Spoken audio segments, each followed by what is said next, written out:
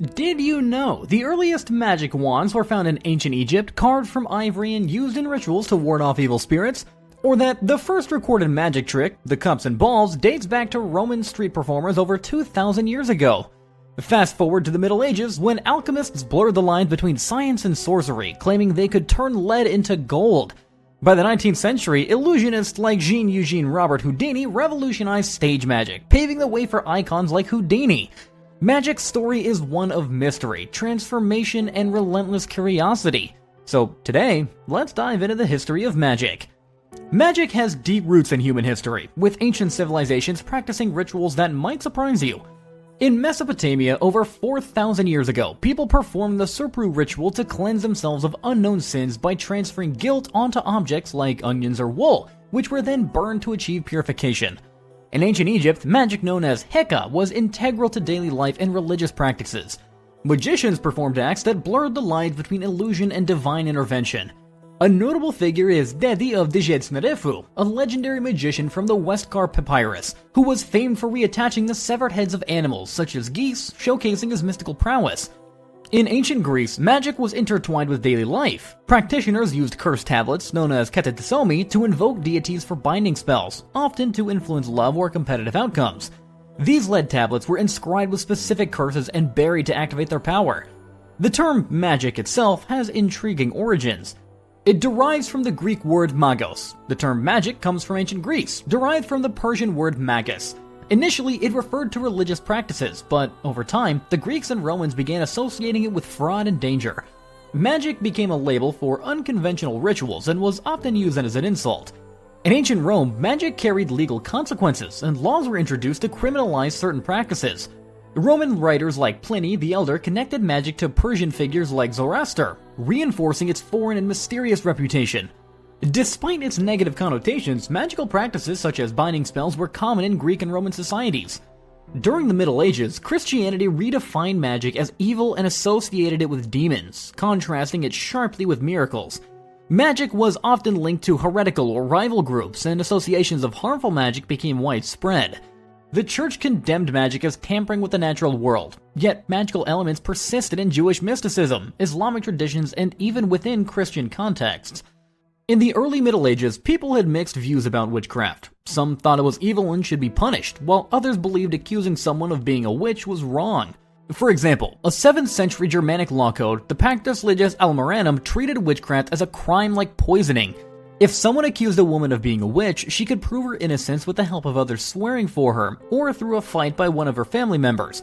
If she was proven innocent, the accuser had to pay a fine.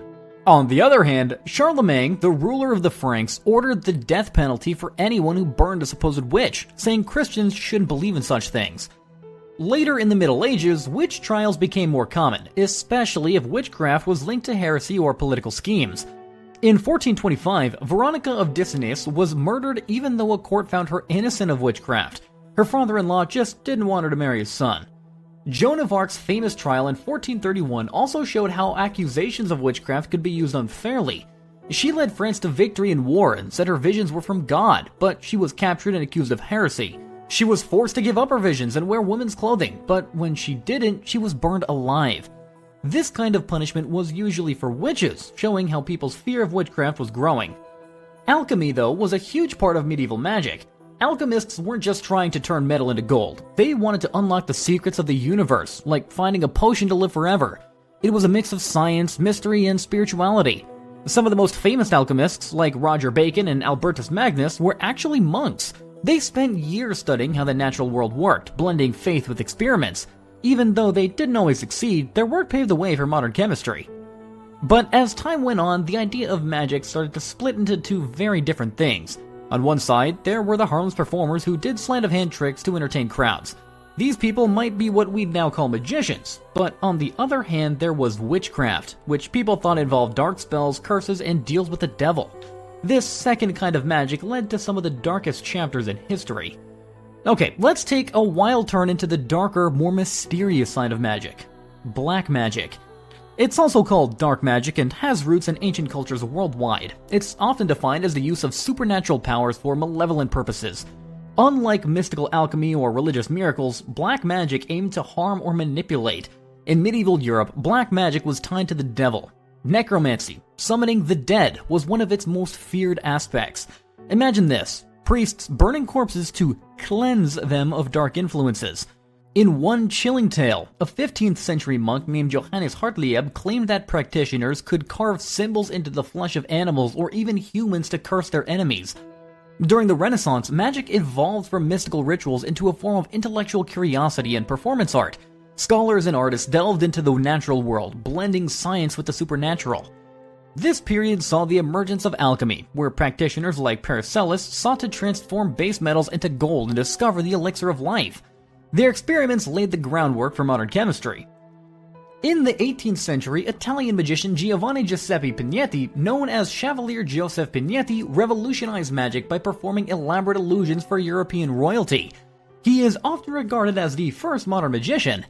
The Renaissance and subsequent periods saw significant advancements in the techniques used by musicians. The development of hidden mechanisms and optical illusions played a crucial role in enhancing magical performances. Devices such as trapdoors, hidden compartments, and mirrors allowed magicians to create seemingly impossible effects, captivating audiences and blurring the line between reality and illusion. These innovations laid the groundwork for the sophisticated magic tricks that would emerge in the centuries to follow. In the 19th century, French magician Jean-Eugène Robert Houdini revolutionized magic by transforming it into theatrical entertainment. Originally trained as a clockmaker, he applied his mechanical expertise to create intricate illusions that captivated audiences. One of his most famous tricks was the light and heavy chest. In this illusion, he presented a wooden chest that could be easily lifted by a spectator.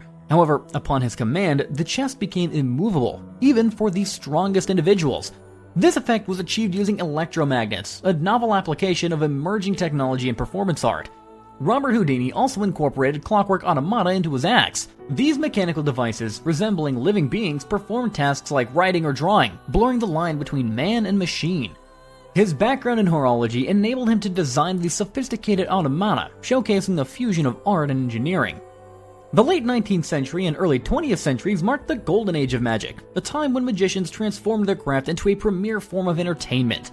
Theatrical performance dazzled audiences with grand illusions and dramatic storytelling. Among the most iconic figures of this era was Harry Houdini, whose name became synonymous with daring escape acts. One of his most celebrated feats, the Chinese water torture cell, saw him suspended upside down in a locked glass tank filled with water, defying the odds to escape before the audience's astonished eyes. His courage and flair for the dramatic made him a legend. During this time, other performers like Harry Houdini and Alexander Herrmann brought large-scale magic shows to theaters. Thurston mesmerized audiences with his levitation acts and intricate card manipulations, while Herrmann, often called Herman the Great, was known for his charming stage presence and masterful sleight of hand. As technology advanced, magic evolved to embrace new platforms. Television introduced magicians to a much broader audience, allowing them to perform incredible illusions in people's living rooms. David Copperfield became a superstar of this new era, with his televised spectacles featuring jaw-dropping feats like making the Statue of Liberty disappear, walking through the Great Wall of China, and escaping from a locked prison cell on Alcatraz. His innovative and cinematic approach to magic captivated millions and redefined the possibilities of performance. Meanwhile, Penn and Teller brought a unique twist to the art, combining comedy and magic in a way that invited audiences to engage with the tricks on a deeper level. Known for their witty stage presence and clever revelations of magic secrets, they became pioneers in blending entertainment with intellectual curiosity. The rise of street magic added another dimension to the craft, with performers like David Blaine and Derron Brown captivating the public through close-up illusions and psychological stunts. The rise of street performers added another dimension to the craft, with performers like David Blaine and Derron Brown captivating the public through close-up illusions and psychological stunts, often performed in unscripted settings. Las Vegas solidified its reputation as the magic capital of the world, hosting some of the most extraordinary acts. Chris Angel, known for his edgy and mind-bending show Mind Freak, pushed the boundaries of illusion, while Siegfried and Roy became synonymous with spectacle, incorporating majestic white tigers into their breathtaking performances. Magic today is a fascinating blend of technology and psychological manipulation, using cutting-edge tools to create illusions that boggle the mind. Neuroscience has revealed why humans are so drawn to magic. Our brains are hardwired to seek patterns and explanations. Magicians exploit these tendencies, using misdirection and cognitive blind spots to trick our perception. Contemporary magicians like Marco Tempest push the boundaries of innovation by integrating augmented reality and digital tools into their acts. His performances merge technology and artistry, creating illusions that feel like science fiction brought to life. But what's your favorite magic trick, and how do you think it works? Let us know down in the comment section below, and don't forget to like and subscribe to Mr. History for more mind-blowing histories.